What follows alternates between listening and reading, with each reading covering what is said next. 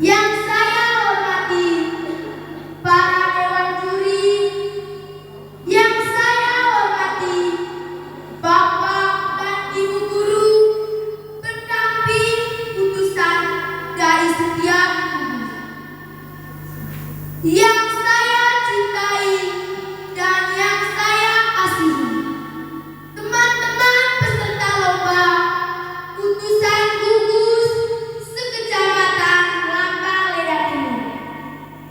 Singkatnya hadirin yang saya banggakan, perkenalkan nama saya Teresia Janurista, putusan dari gugus Arus.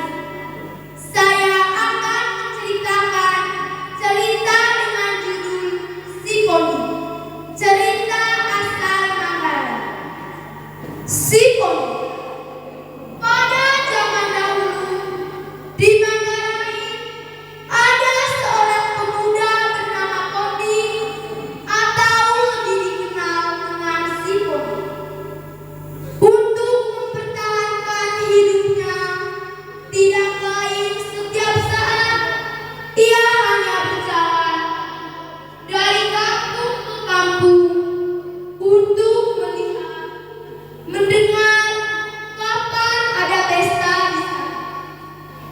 Hal ini merupakan kebiasaan Siponi sejak kecil, sehingga untuk melakukan kerjaan ia tak sanggup. Misalnya sama sekali tak dapat. Pada suatu hari, Siponi berjalan-jalan di hutan belantara sambil menghirup udara segar. Tiba-tiba matanya tertuju kepada sebuah sarang lebah yang tergantung dengan indahnya pada sebuah dahan. Hasrat hatinya untuk mengangkat sarang itu. Lalu diambilnya sebuah periuk dari tanah dan dengan caranya sendiri ia berkeliling lagi dari kampung ke kampung sambil berseru, "Gong, gong, silakan datang yang ingin beli gong yang paling baik dan tak pernah dijual oleh siapapun." Segenap warga desa merasa tergugah dan datang menghubungi. Mereka itu berkata dalam hati, "Mengapa begitu begitu seperti periuk?" Kemudian seorang dari antara mereka berkata, "Saudara, coba tolong bunyikan gong itu, kayak kami mengaguninya." Lalu Siponi berkata, "Gong ini tak perlu ditabuh dengan kayu, cukup digoyang saja." Maka terdengar bunyinya yang amat nyaring. Kemudian periuk itu digoyang dan terdengar bunyi, "Ning." Itulah bunyinya ibu-ibu dan bapak-bapak, kata terpromosi. Tak lama kemudian terjadilah tawar-menawar dengan seorang tua adat dari kampung itu. Harganya disepakati dan dia berkata, "Bapak, gong ini boleh Bapak bunyikan, tetapi setelah saya pergi, dan jangan buka penutupnya." Orang itu menyiapkan semua yang dikatakan oleh Siponi. Setelah menerima pembayaran tunai, ia segera meninggalkan tempat itu. Si pembeli menggoyang lagi gong tersebut dan terdengarlah bunyi. Tetapi ia tak berhenti berpikir, "Sabung itu tak boleh dibuka." Kemudian memutuskan untuk membuka gong tersebut dan semua orang dipanggil untuk turut menyaksikan. Ketika penutup diangkat, lembaga Cahit sibuk itu sibuk administrasi kami kurta cahit akreditasi. mereka semua menderita akibat semata tua adat tersebut mengumpulkan semua pria dalam desa dan memerintahkan mereka untuk mengejar si Bobby. Mereka mencarinya di kampung sekitar dan menemuinya pada sebuah pesta. Mereka tangkap si Bobby, mencabutnya dan menggiringnya pulang untuk menentukan nasibnya. Akhirnya mereka semua menyetujui bahwa si Bobby harus digantung di pinggir jalan supaya semua orang tahu bahwa ia adalah seorang penjahat. Kemudian si Bobby digantung pada sebatang pohon yang tumbuh di pinggir jalan yang ramai dilalui.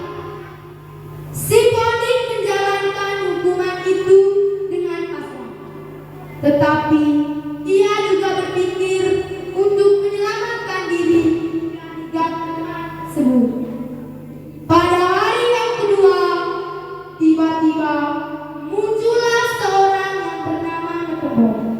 Semakin itu mendekati, semakin si Bobby berbuat seolah-olah gantungan itu suatu permainan yang indah.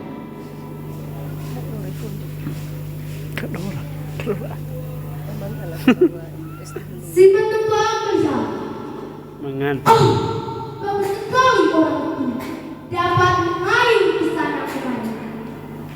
Ia menghampiri si Bobby dan berkata, "Sahabat, apa yang kau lakukan di sini?" Lalu si Bobby menjawab dengan nada takaran, "Mengapa saudara bertanya demikian? Ini adalah permainanku yang biasa." Kalau begitu, coba saudara jelaskan pada saya, apa maksudnya saudara berbuat seperti ini? Lalu ia meyakinkan si Bobby, katanya, "Saya melakukan hal ini setiap hari untuk menjaga kelangsingan tubuh saya. Dulu perut saya gendut sekali dan perut saudara tidak segendut perut saya. Lihat saya sekarang, badan saya sudah ramping lagi. Mungkin bisa beristri lebih dari satu lagi. Ajar ambil. Kalau demikian, tolonglah saya sahabat.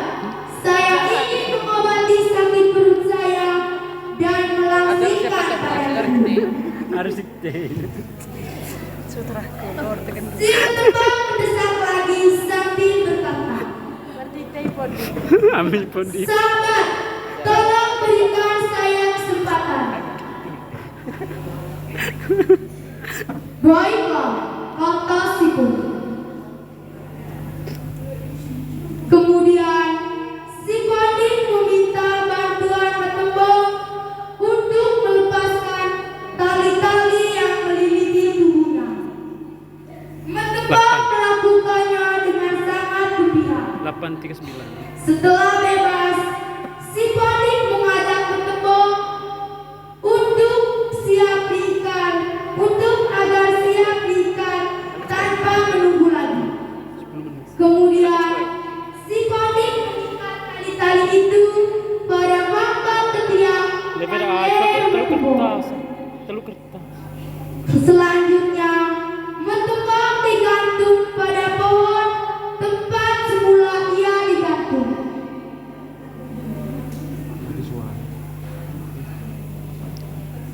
Si Nekebong terayun kian kemari dan mengeluh kesakitan karena tali-tali semakin kuat mengikatnya.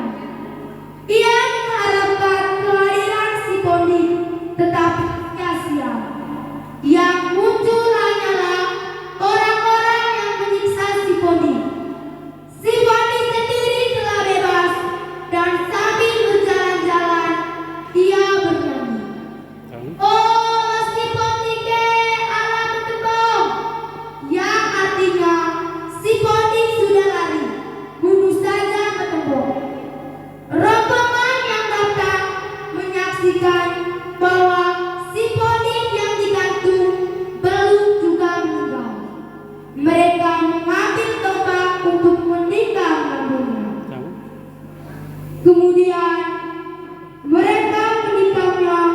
dan ia mati seketika. Kemudian mayat itu diturunkan dan mereka semua tahu bahwa ia adalah seorang penjahat. Akhirnya si Ponik mereka hadapkan ke depan pengadilan desa karena tuduhan membunuh. Pengadilan desa dalam proses pemikirannya tentang masalah keadilan menilai hukuman mati sebagai balasannya setimpal untuk kejahatan si Ponik. Si Ponik sebagai pihak yang bersalah tidak menolak keputusan ini. Ia hanya minta kalau boleh keputusan ini diganti dengan suatu hukuman yang lebih ringan. Para pemuka adat mempertimbangkan si Ponik dan kemudian mengabulkannya. Para pemuka adat mencabut kembali hukuman mati dan menggantinya dengan suatu hukuman denda. Si Ponik harus membayar kejahatannya dengan membayar denda seekor kerbau. Kerbau ini harus gemuk dan sudah diserahkan kepada pengadilan desa dalam jangka waktu 1 minggu. Waktu 1 minggu bagi orang yang tak berkemampuan seperti si Ponik dirasakan amat mendesak. Ia berusaha dengan segala kemampuan yang ada. Ia jelajahi desa-desa, tetapi kerbau yang dijumpai harganya melampaui kemampuannya. Dalam putus asa, 12 menit. 12 menit lagi. dari jauh ia melihat beberapa orang tengah membagi-bagi daging seekor kerbau jantan. Bom presi, bro. Ia mendekati orang-orang itu dan berkata, apakah saya boleh membeli bagian dari Kakaknya. Permintaannya mereka setujui dan kabulkan. Pihak kabania. Setelah itu ia mengangkat kepala kerbau dan pergi menuju sebuah kubangan kerbau. Kerbau ini ia tanamkan di dalam lumpur dan tali yang terikat pada leherku diikat dengan kuat pada sebatang pohon. Seutas tali yang lain ia ikatkan pada hidung kerbau. Bom ni kebatas. Tali ini direntangkan sepanjang kurang lebih 100 meter sampai ke lereng sebuah bukit. Kemudian ia kembali ke desa dan menyampaikan pada tua adat bahwa kerbau yang dijanjikan telah siap di padang. Ia meminta bantuan warga desa untuk menarik kerbau tersebut. Si Ponik berjalan paling depan dan seluruh warga desa mengikutinya dari belakang. Setelah sampai di lereng bukit, ia menunjukkan mereka seekor kerbau jantan di dalam sebuah kubangan kerbau.